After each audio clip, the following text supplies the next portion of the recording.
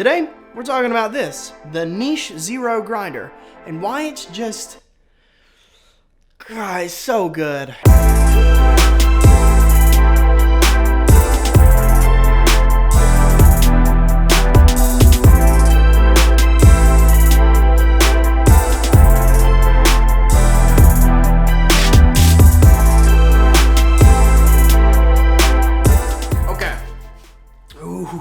I'm very excited about this video. How's it going? My name is Jared. I'm a photographer and filmmaker from Louisiana. If you are new to the channel, welcome. Glad to have you here. Hopefully you enjoy the video. If you're not new to the channel, then you already know that I really like coffee. Like, I'm a big coffee guy. I'm not one of those guys that's like, oh, I drink 3 cups of coffee a day, so I'm not one of, I mean, I do drink like 3 or 5 or however many cups. Doesn't matter. None of your business. No judgment. Okay. I really like coffee, and I like good coffee. If there's one thing I can't stand, it's like Keurig coffee or like hotel coffee. Like, don't tell me about how good your K-cups are. They're not good. I'm sorry. It's just, it hurts, but it's the truth, and you need to hear it. Oftentimes I find myself in conversations with people who aren't as into coffee as I am, and a lot of times in those conversations, I get asked a very specific question. Almost every single one of those people say, Jared, I'm not, like, I don't take my coffee at home very seriously, and I kind of want to. I want to step up my coffee game. What do I need? And to that question, I always tell people the exact same thing across the board. First things first, you need a grinder. Fresh ground coffee will always taste better than pre-ground coffee. Full stop. So I always tell people, yo, put some money into a good grinder, a nice burr grinder. Don't get a blade grinder that's inconsistent and you kind of have to eyeball it and hit the thing. Get you a burr grinder, something you can dial in. They're not crazy expensive, but get a burr grinder. It will dramatically change the way you do things at home. After you get a burr grinder, like an AeroPress will be just fine. You know, like 30 bucks, 40 bucks, something like that. Yeah, the grinder needs to be like, that's step numero uno. I personally have had 3 separate grinders, including the one that we're going to be talking about today, and I've got a lot of experience with coffee grinders, and we're just going to get right to the chase. This is the best one. But that's my honest, subjective opinion. Take it for what it's worth. This is the best one. So first things first, we're going to hit some facts about this grinder, and then we're going to get into why I think this grinder is the best. It's just the best. So it's called the Niche Zero. The zero stands for zero retention. Now, if you're kind of new to coffee, you might not know this, but oftentimes a coffee grinder has a tendency to hold coffee, bits of coffee, in the burrs and then in the exit tray of the grinder, even once you've finished grinding the coffee. So oftentimes when you get done, you turn the grinder off, you have to give it a little pat or maybe a little shake, something like that, to get the rest of the grounds to fall through down into your little grounds container, whatever it falls into. The Niche Zero grinder has all but fixed that problem. It's compared to other grinders, and I've used quite a few grinders. It's wild. So the grinder stands at 331 millimeters or 12.24 inches tall, so just a little bit over a foot. Its depth is 211 millimeters or 8.3 inches, that is. And then the width is 122 millimeters or 4.8 inches. The grinder weighs 4.1 kilos or 9 pounds, and apart from some little wood accents and a couple of plastic pieces, it's an all aluminum housing, so it's really light, very easy to carry to and from and here and there and what have you. Okay, now that we have all of the facts out of the way, let's get into some of my observations and opinions about the grinder. So I'm the kind of person, I'm not interested in clutter. I want one machine that will do everything that I need it to do. I don't necessarily want 4 or 5 or 6 different grinders, that this one's for this and this one's, no, I'm not interested in that. I just want one grinder that does everything. And if I can get it in a small package like the Niche grinder, then yes, absolutely, sign me up. Now, when I say I don't want several grinders, I don't want 4 or 5 that one does this and one does, what I mean by that is oftentimes it's nearly impossible to find coffee grinders that will grind both filter coffee and espresso and do both of them really good. So to find a grinder that actually sits in your home and is used in the home and can do both of those. If you have an espresso machine, great. Or if you have an AeroPress or a Chemex or whatever, it works for all of them. That's what I mean by clutter. I don't want 4 different grinders. I want one that does everything. Now, I don't personally own an espresso machine, but I plan to have one sooner than later, hopefully. And when I do, I don't want to have to get another grinder. I don't want to have 2 or 3 grinders. I just want one that just does everything. The niche is wildly simple to use. There's one switch, on and off.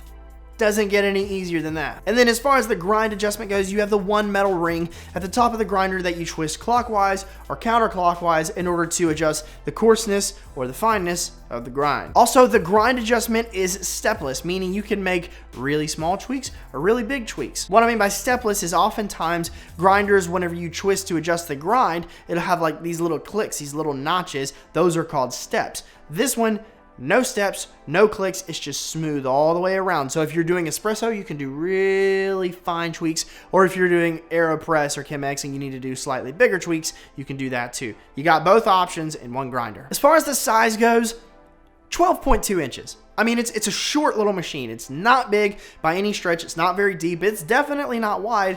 It's a pretty small machine, and it just fits right into whatever your kitchen is already doing. It just will snuggle into any little corner. Would I recommend going backpacking or taking this thing camping or something like that? No, absolutely not. But if you wanted to take it and show it to a friend or take it over to a friend's house or something like that, you could. It's not a big deal. Here's a feature I actually didn't know about until the grinder showed up. The cord for the grinder is retractable. So you can pull it out to however much you need in order to plug it into the nearest socket. And if you want to shove it back in because it's sitting closer to a different outlet, or if you need more, I mean, it's like, that is fantastic. That was a brilliant idea, and I have no idea, like, why do other companies not do that? I get so tired of carrying stuff around, and it's just got this, 8-foot extension cable hanging off the bottom of it. I mean, that was a genius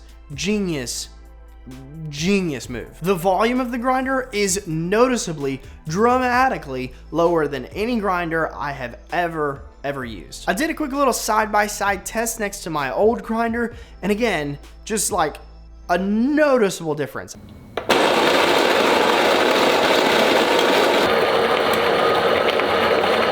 Now, it's really important for you to know, I'm not dogging or bashing any other grinder companies. I'm just comparing the niche to what I have. To calibrate the grinder is wildly easy, and it's also very useful. I'll explain why in just a moment, but I'm not gonna get into how to calibrate the grinder, but just it is very easy, and it is also very, very useful. By far, my favorite part of the niche grinder is this. This is the little stainless dosing cup that comes with the niche grinder, and honestly, people have been making a really big fuss about these. A good fuss, because it's an ingenious little thing.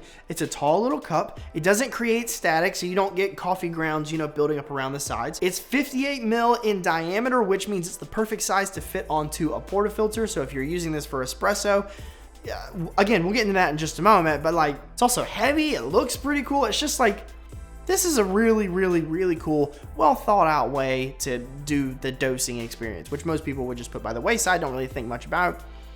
Niche thought about it. Good on you, niche. So this is by far the most consistent filter coffee grinder I've ever used. Again, not dogging any companies, just saying the niche just does it best. But the great thing about the niche is it's not just limited to filter coffee. So now we've moved to the assembly, the church in West Monroe that I work at, because, well, they have an espresso machine, and I don't own an espresso machine, so we're gonna use theirs. So the niche gives a pretty consistent grind every single time. You don't have to constantly be dialing in the machine. It's pretty good about nailing it every single time, and it's because of the 63 millimeter conical burrs that they've put in this.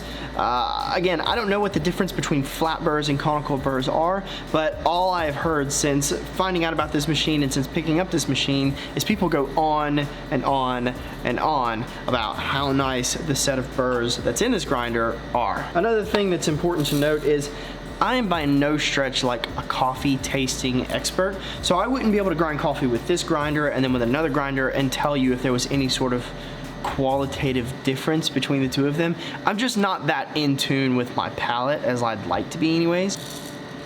Okay. So we're gonna do 16 grams in, about 40 grams out on the espresso. It's a pretty good ratio, should taste rather good. So let's grind. So oftentimes with a portafilter, you have to take the little cup and you have to dose it in like that. Like I said, this is 58 millimeters, which is the same size as your standard portafilter. So it just, right on top, flip it over, Bob's your uncle.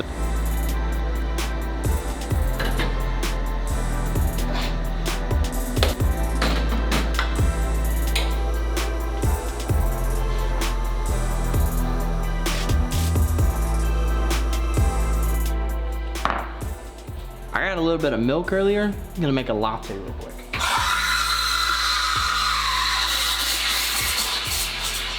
I really hope you're not expecting me to pour some sort of beautiful butterfly or something like that, because I'm by no means a latte art expert.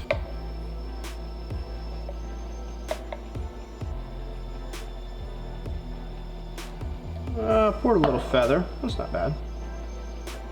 Again, not a coffee expert, so I don't, the way this tastes compared to other espresso grinders, I'm not gonna be able to tell you. But if I had to imagine, I would say this is going to be a darn good latte.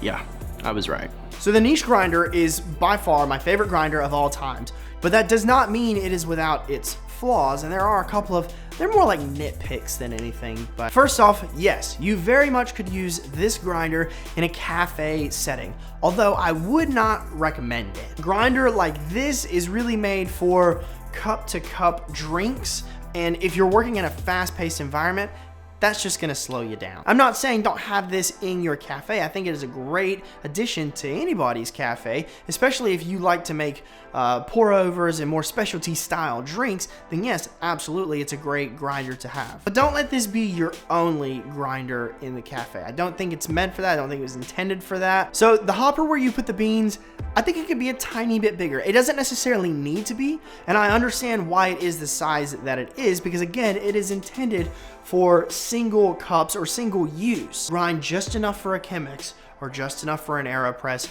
or an espresso or what have you. If you're going to be grinding anything bigger than that, this is not the grinder for you.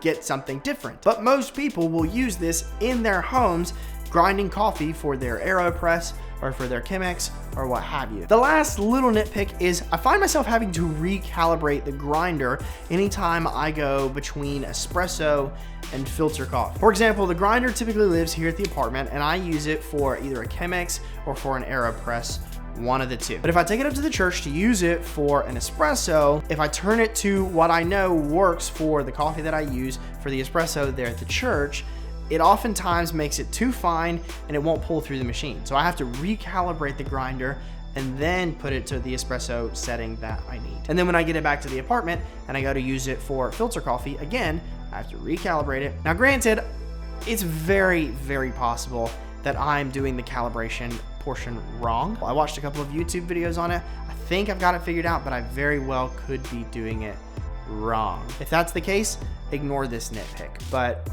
as of right now, that's my nitpick. So to wrap this video up and tie it off with a bow, this is 1000% the grinder I would recommend to anybody who wants to add a coffee grinder to their coffee bar setup at home. Especially if you plan on taking it more seriously later on down the road, you maybe want to invest in an espresso machine or something like that, and you don't want to have, like I said, 2 or 3 grinders, each for various things. You just want one that's like a one-stop shop and it does everything you need it to do. This is the grinder I would recommend, hands down. I'm gonna call the video here. Thank you guys so much for watching. You are fantastic. Don't forget to like and comment and subscribe and all of those fun things. I'll plan to see you guys in the next one, whenever that is. All right, see you guys there.